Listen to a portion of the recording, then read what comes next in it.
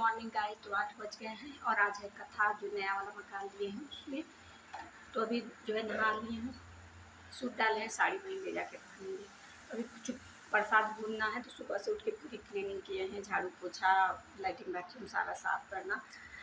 तो बस अभी लेट हो रहा है, भाभी बार बार फ़ोन कर रही है। तो चलिए अभी निकल रहे हैं, सिर्फ चाय पी के बस व्रत रहना है। चलिए हम मायके में ही वहीं पे जो है तो आटे का हम लोग का गेहूं का आटा रहता है, उसका जो है घी डाल के भून के और पीसी हुई चीनी मिला दी जाती है तो वही चूरन हो जाता है।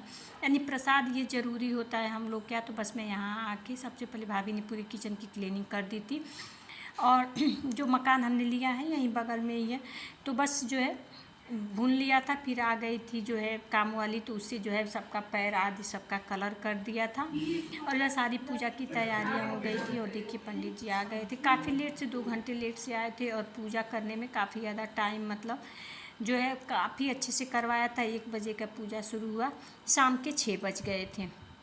काफ़ी विधि से इन्होंने पूजा पाठ करवाया था।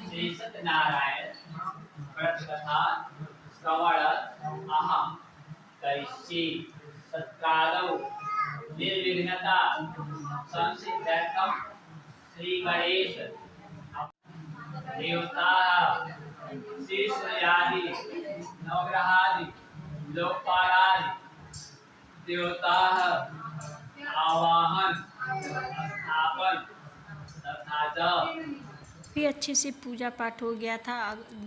भाभी के मोहल्ले की 2-4 औरतें थी तो मतलब वो सब भी आई थी, लेकिन टाइम इतना ज़्यादा और इतनी भयंकर गर्मी थी कि हम लोगों का कुछ भी सामान नहीं आया हुआ है। लेकिन फैन मतलब यहाँ लगा हुआ है तो उससे थोड़ी उसी कमरे में हम लोगों ने पूजा आगे वाले में करवाया था।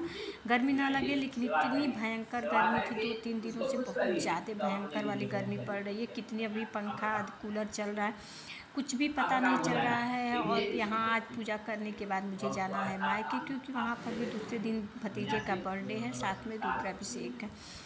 तो सुबह सुबह भी जाने का प्रोग्राम है तो अभी कुछ सोचे नहीं है। तो बस पूजा हो रहा था इधर, जो लगभग जो है पूजा हमारी जो है शाम के 6-6:30 बजे ख़त्म हुई थी। पूरे दिन सब लोगों ने, सुबह खाना बन गया था छोला पूरी साथ में मतलब चावल की 2 बजे तक पूजा हो जाएगा तो सब लोग खाना खा लेंगे, लेकिन किसी ने नहीं खाया था, सब लोग व्रत रह गए थे। तो रात में सब लगभग जो है वही भोजन जो है किया।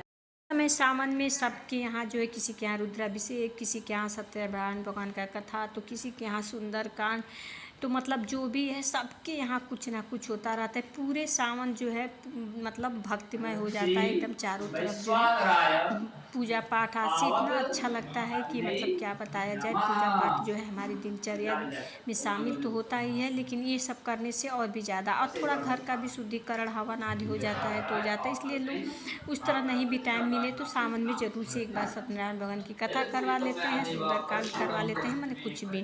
तो बस पूजा हो गई थी, अब हो रहा था हवन। तो हवन होने के बाद फिर आरती हुई थी। बस वीडियो यहीं तक था क्योंकि बच्चों ने थोड़ा सा ही वीडियो जो है बनाया था। और दिन भर व्रत थी।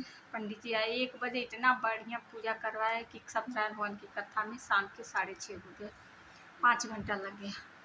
बहुत ही अच्छे से करवाए थे, लेकिन इतना ज़्यादा कि मतलब सब लोग थक गए थे। गर्मी इतनी भयंकर थी कि जिसका कुछ हिसाब नहीं, पूरा पसीने से सब लोग भीग गए थे। सुबह का ही छोला पूरी सब्जी वहीं मायके में ही बना था, वही इस टाइम सब लोग खा के और फिर जाके आए हैं। भाभी तो मायके चली गई है। फिर सुबह में भाई इसी समय बोल रहा था, लेकिन हम नहीं गए हैं। तो फिर सुबह में वहाँ जाना है क्योंकि कल उस भतीजे का बर्थडे है, गांव जाना है और फिर जाके रुद्राभिषेक भी है। बेटे को भेज के स्कूल सबको बोले हैं जाने के लिए, कोई तैयार नहीं है। फिर परसों वापसी हो जाएगी, लेकिन कल सुबह ही निकलेंगे। तो चलिए मिलते हैं आप लोगों से अगले वीडियो में, तब तक के लिए बाय। आज के लिए आवाज़ भी नहीं निकल रही है, 8:30 हो जा रहा है, काफ़ी ज़्यादा थके हुए हैं। अभी 2 बाल्टी कपड़ा जो है धुले हैं, अभी कुछ पड़ा हुआ, आज का भी कपड़ा धुला हुआ पड़ा ही नहीं है, सब उसी तरह पड़ा हुआ है। तो बस यही है। तो चलिए मिलते हैं आप लोगों से बाद में।